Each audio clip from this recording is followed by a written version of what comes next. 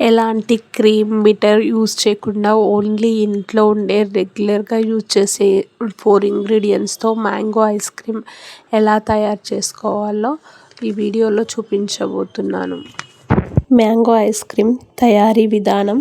ఇక్కడ నేను 2 మ్యాంగోస్ తీసుకుంటున్నాను. మ్యాంగోస్ని స్వీట్గా ఉండేలాగా చూడాలి. పుల్లగా ఉంటే ఐస్ క్రీమ్ బాగుండదు. మంచిగా పండినవి స్వీట్గా ఉన్న 2 మ్యాంగోస్ని తీసుకున్నాను. ఈ 2 మ్యాంగోస్కి సరిపడా కండెన్స్ మిల్క్ని తయారు చేసుకుందాం. ముందుగా ఒక గ్లాస్ పాలని తీసుకున్నాను. కాచి చల్లార్చిన పాలు తీసుకున్నాను. ఏ పాలైనా యూజ్ చేయొచ్చు.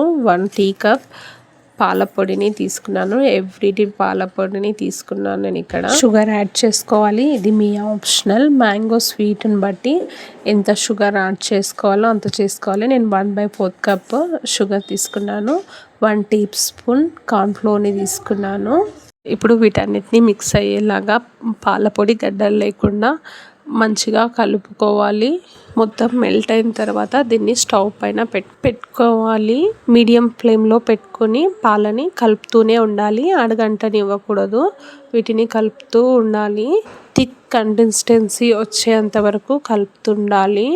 చూడండి, మన కండెన్స్ మిల్క్ రెడీ అయిపోయింది. ఇంత థిక్ కంటెన్స్లో ఉన్నప్పుడు మనం స్టవ్ ఆఫ్ చేసి దీన్ని చల్లారనివ్వాలి. అంతలోపు మనం మ్యాంగోస్ని మంచిగా కడిగి పీల్ తీసి చిన్న ముక్కలుగా కట్ చేసుకొని మిక్సీ పట్టుకోవాలి. మనం మ్యాంగో ఎంపిక చేసుకునేటప్పుడు మంచిగా మగ్గినవి ఎల్లోగా ఉన్నాయి తీసుకుంటే ఐస్ క్రీమ్ కలర్ అనేది మంచిగా ఎల్లోగా వస్తుంది. ఇలా మిక్సీ పట్టుకున్న తర్వాత దీంట్లో ఇందాక మనం చల్లారబెట్టుకున్న కండెన్స్ మిల్క్ని దీంట్లో వేసి మిక్స్ చేసుకోవాలి. ఐస్ క్రీమ్ కలర్ మంచిగా ఎల్లోగా రావాలంటే ఈ కండెన్స్ మిల్క్లో కొంచెం కుంకుమ పువ్వు చేసుకొని ఉంటే ఇంకా కలర్ఫుల్గా వచ్చేది. నా దగ్గర లేదు కాబట్టి నేను చేసుకోలేదు. మీ దగ్గర ఉంటే వేసుకోండి. ఈ రెండింటిని మిక్స్ చేసి ఒక బాక్స్లో వేసుకొని గట్టిగా మూత పెట్టుకొని డీప్ ఫ్రిడ్జ్లో ఒక 2 అవర్స్ స్టోర్ చేసుకోవాలి. మూత టైట్గా ఉన్న బాక్స్లలో వేసుకోవాలి. లేదంటే దీంట్లో ఐస్ క్రిస్టల్స్ అనేవి ఫామ్ అవుతాయి. ఆఫ్టర్ 2 అవర్స్ తర్వాత ఒకసారి బాక్స్ ఓపెన్ చేసుకొని చూస్తే ఇలా సెమీ కండెన్స్లో ఐస్ క్రీమ్ అనేది ఫామ్ అయిపోయింది.